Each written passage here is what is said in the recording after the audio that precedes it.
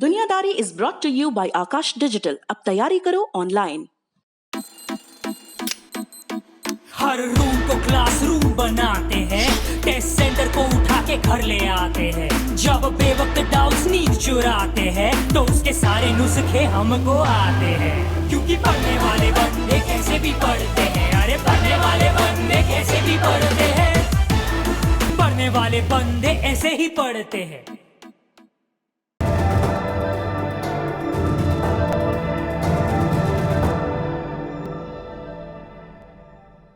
नमस्ते। अमूमन आप लल्लन टॉप शो या दुनियादारी देखते हैं तो हम सीधे मुद्दे की बात पर आ जाते हैं, लेकिन आज जो बात है वो सबसे बड़े मुद्दे की बात है। आज देश की बात है। 15 अगस्त के दिन हम नए सिरे से अपने भारतीय होने के उत्साह से, अनुभव से, जज्बात से भर जाते हैं। लेकिन आज बात इस उत्साह को साल भर बनाए रखने की है। आज बात इस उत्साह को अगले स्टेप पर, अगले चरण पर ले जाने की है। आज हम यहाँ पर आपके सामने हैं लल्लन टॉप की एक नई मुहिम के बारे में आपको बताने के लिए।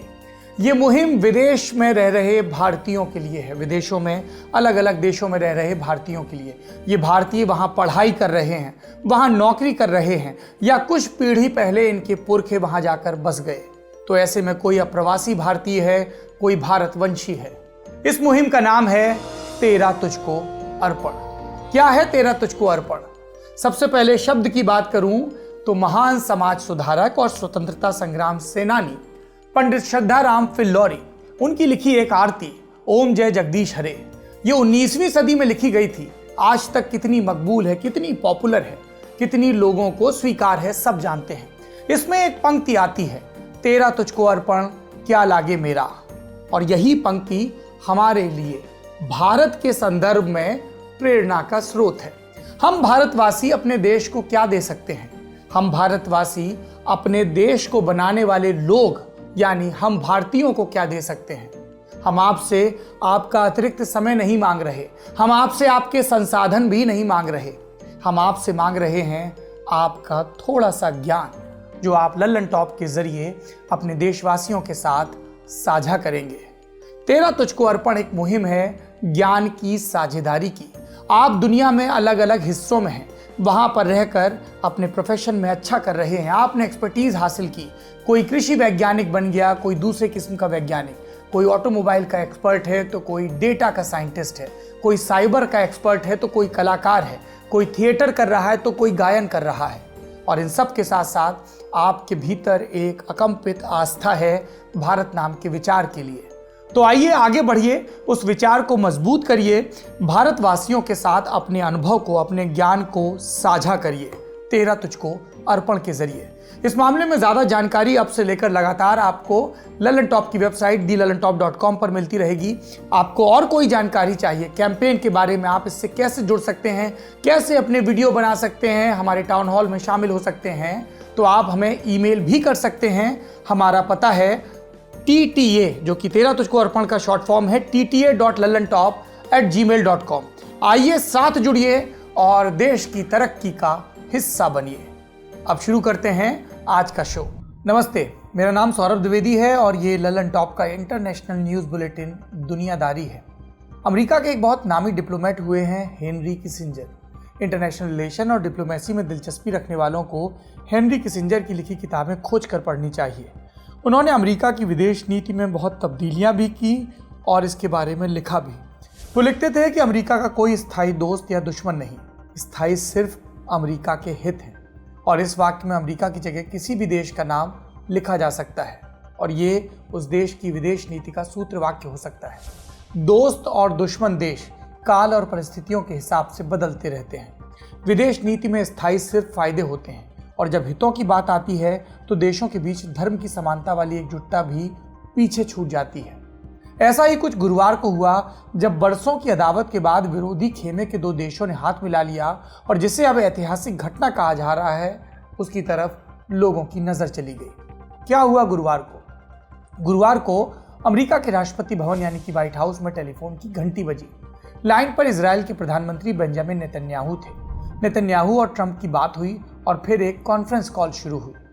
तीसरा आदमी जो इस कॉल में जुड़ा वो थे अबू धाबी में यूएई के क्राउन प्रिंस मोहम्मद बिन जायद। इन तीनों के बीच थोड़ी देर बातचीत हुई और बातचीत में जिस बात पर सहमति हुई उसे दुनिया को बताने की ट्रंप को इतनी जल्दी थी कि बातचीत खत्म होते ही वो व्हाइट हाउस के पश्चिमी हिस्से में दौड़े।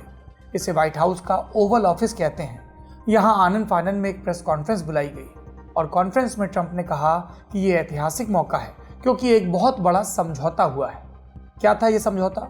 इजराइल और संयुक्त अरब अमीरात ने अब अपने रिश्ते पूरी तरह से सामान्य करने पर सहमति बना ली है और इसके एवज में इजराइल ने फिलिस्तीन के वेस्ट बैंक का हिस्सा इजराइल में मिलाने का ख्याल टाल दिया है। दोनों देशों के बीच सुलह कराने में चौधरी बने अमेरिका के राष्ट्रपति डोनाल्ड ट्रंप। वैसे डोनाल्ड ट्रंप को झगड़ों में सरपंच बनने की होड़ भी रहती है, ललक रहती है।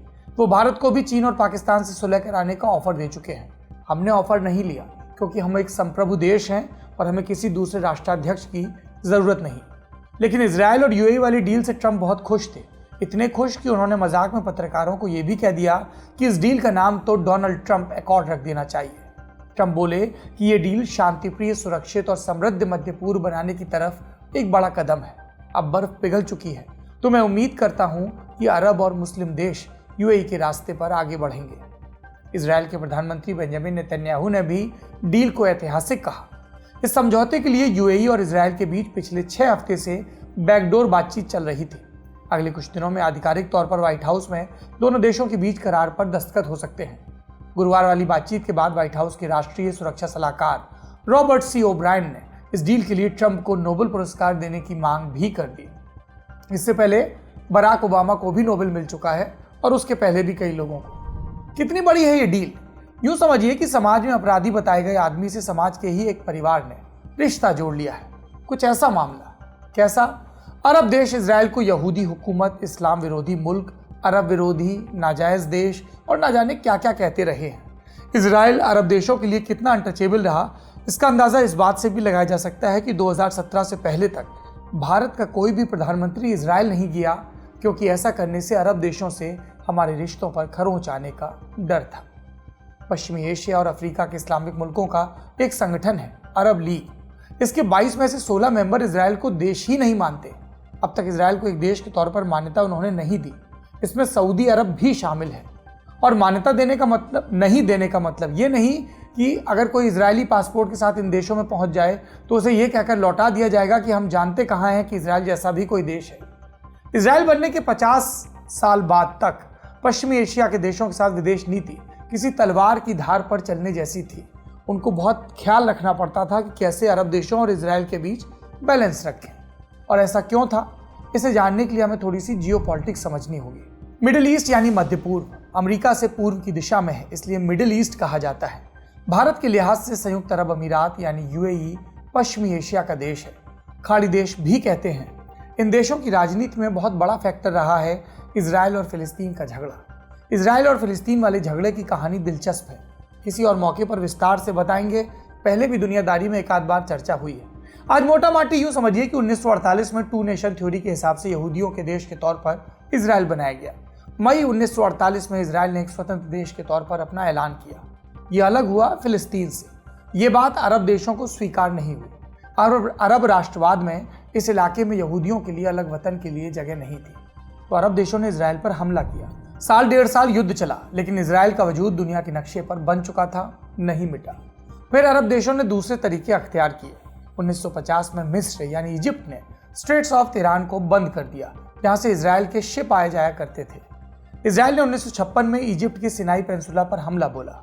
वहां पर थोड़ी बहुत कामयाबी भी मिली और फिर आया जून 1967 का समय, जब इजराइल और अरब देशों के बीच तीसरा युद्ध हुआ।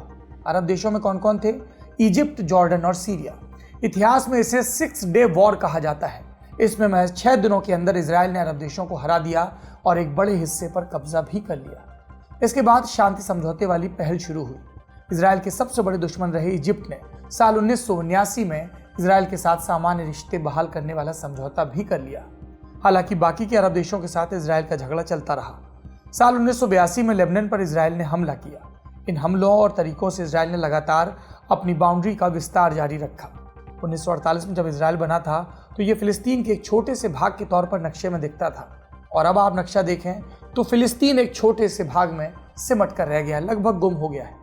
अरब देशों ने शुरुआती युद्धों के बाद इजराइल से सीधी लड़ाई त्याग दी। इजराइल की विस्तारवादी नीति के खिलाफ असली लड़ाई वहां के लोगों ने लड़ी और आज भी लड़ रहे हैं। बाकी इस्लामिक देशों में से इजराइल का सबसे कड़ा विरोध किया ईरान ने। ईरान इजराइल के खिलाफ प्रॉक्सी वॉर लड़ता रहा। मिस्र के अलावा बाकी अरब देश फिलिस्तीन के लोगों की लड़ाई का औपचारिक समर्थन करते रहे, आज भी कर रहे हैं, लेकिन ये समर्थन दूर रहकर है ज्यादातर। ये तो एक पहलू हो गया हिस्टोरिकल कंटेक्स्ट।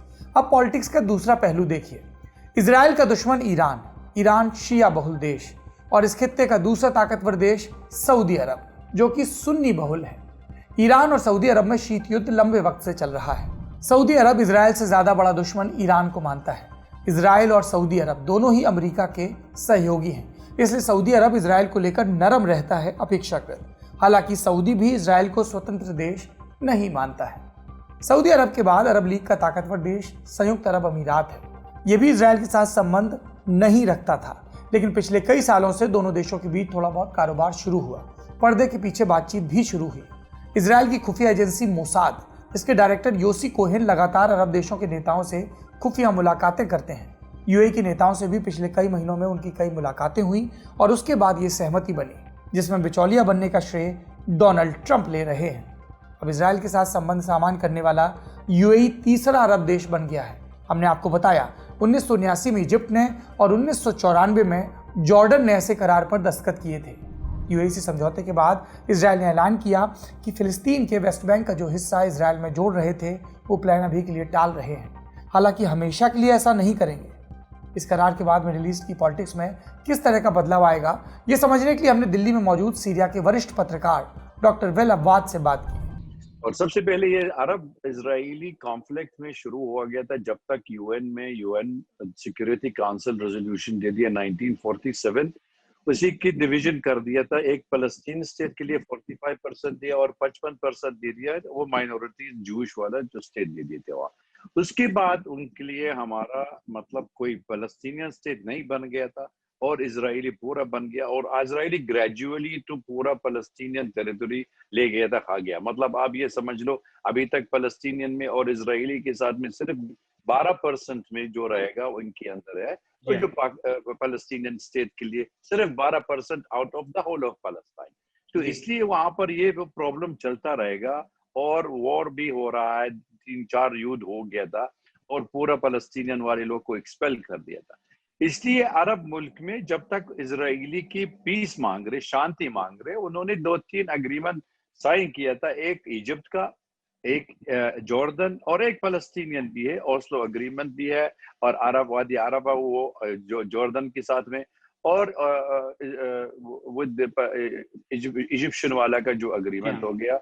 और तीनों में कोई शांति, कोई पीस नहीं मिला था फलस्तीनियन के लिए अभी तक। 2002 अरब किंग अब्दुल्ला उन्होंने खुद अरब इनिशिएटिव भी करा दिया था। इस अरब इनिशिएटिव किया था हम लोग full normalisation of relation with Israel, अगर इजराइल में दोनों 2 स्टेट सोल्यूशन दे रहा है।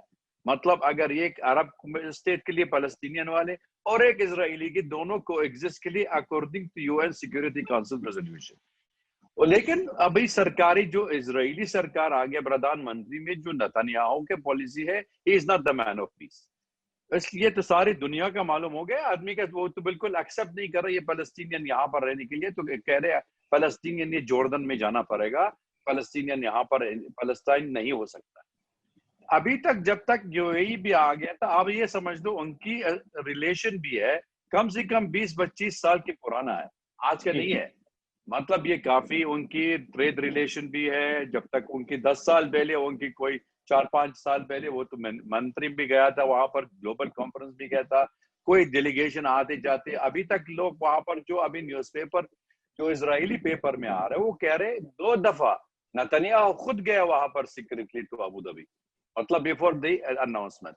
इसका मकसद क्या होता है? It is not to do with the Palestinian cause, इनका बायलैटरल है।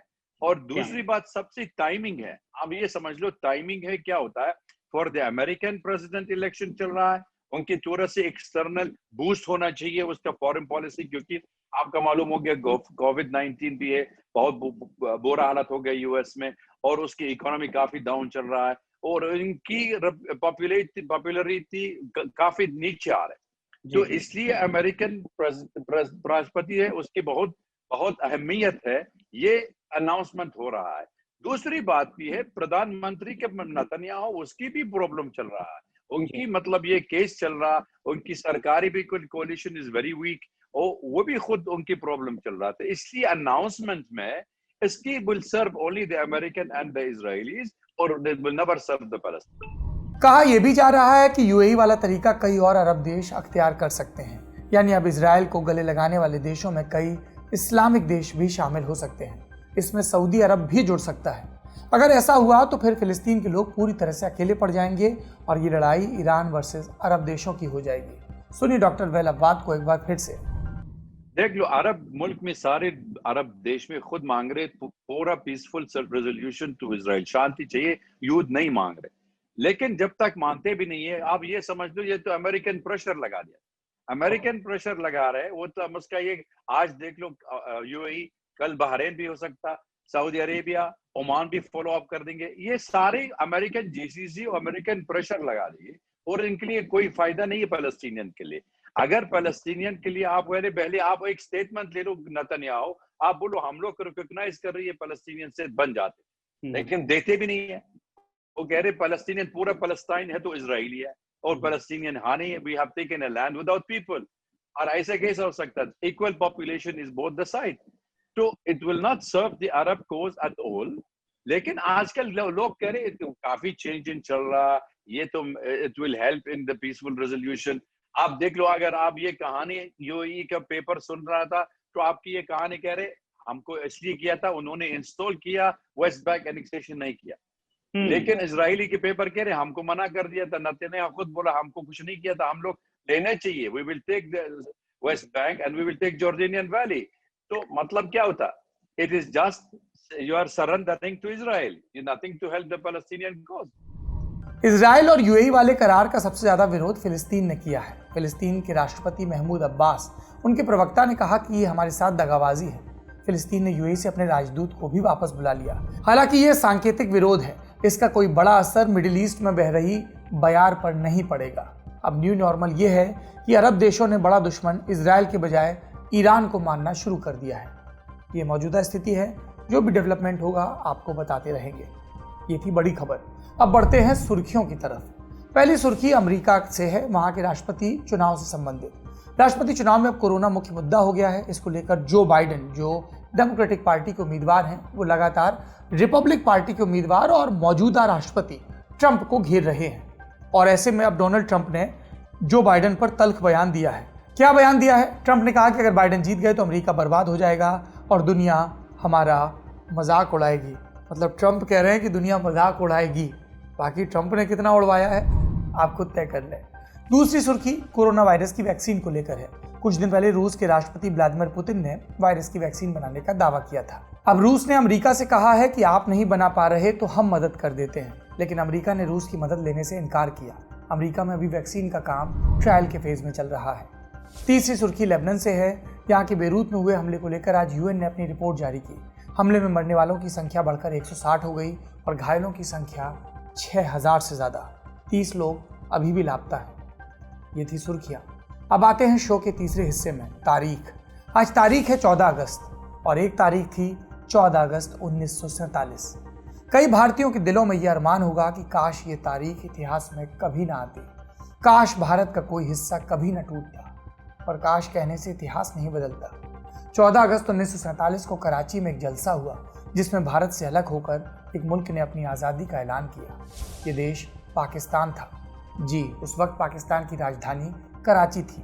इसलिए 15 अगस्त को जैसा कार्यक्रम हमारे देश में दिल्ली में रखा गया, वैसा ही एक दिन पहले यानी कि 14 अगस्त को कराची में रखा गया। ब्रिटिश संसद में जुलाई 1947 में पास इंडियन इंडिपेंडेंस एक्ट के मुताबिक 14-15 अगस्त की दरमियानी रात 12 बजे भारत को आज़ाद होना था। यानी भारत और पाकिस्तान दोनों को एक ही दिन आज़ाद होना था, लेकिन लॉर्ड माउंटबेटन को दोनों ही देशों में सत्ता का हस्तांतरण करना था।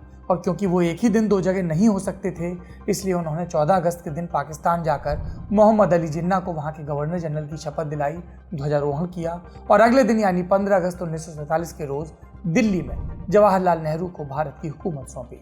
इसलिए पाकिस्तान अपना स्वतंत्रता दिवस 14 अगस्त को मनाता है और भारत 15 अगस्त को। जो हुआ वो इतिहास था। अब पाकिस्तान के लोगों को उनके स्वतंत्रता दिवस की मुबारकबाद और ये उम्मीद कि वहाँ के नागरिक अपने देश में लोकतंत्र को लाने की कोशिश करें। कई लोग कहेंगे लोकतंत्र तो जमहूरियत तो अभी भी है। ये जमहूरियत नहीं है जहाँ पर सेना लगातार आपको भारत का डर दिखाए, जहाँ पर कट्टरपंथी लगातार सर उठाएं। ये आज़ादी पूरी नहीं है जब तक आप जीडीपी की होड़ में शामिल नहीं होते, जब तक आप इस बात का दावा नहीं कर पाते कि हमारे यहाँ संस्थान हैं, स्कूल हैं, कॉलेज हैं, यूनिवर्सिटीज़ हैं और सबको पढ़ने की आज़ादी है। एक ऐसा देश जहाँ ईश निंदा के नाम पर अल्पसंख्यकों को परेशान ना किया जाए। हम हिदायतें बहुत सारी दे सकते हैं पाकिस्तान को, पर हम पाकिस्तान को हिदायतें क्यों दें? वहाँ के नागरिक चिंता करें कि कैसे फ़ौज की हुकूमत और डर का लोकतंत्र उनके यहाँ से विदा हो। हमारा देश तो भारत है। हम अपने देश की चिंता करेंगे और ये कोशिश करेंगे कि भारत का हर नागरिक निर्भय हो, आज़ाद हो। आज के लिए इतना ही। सभी भारतवासियों को आज़ादी के पर्व की खूब सारी शुभकामनाएं।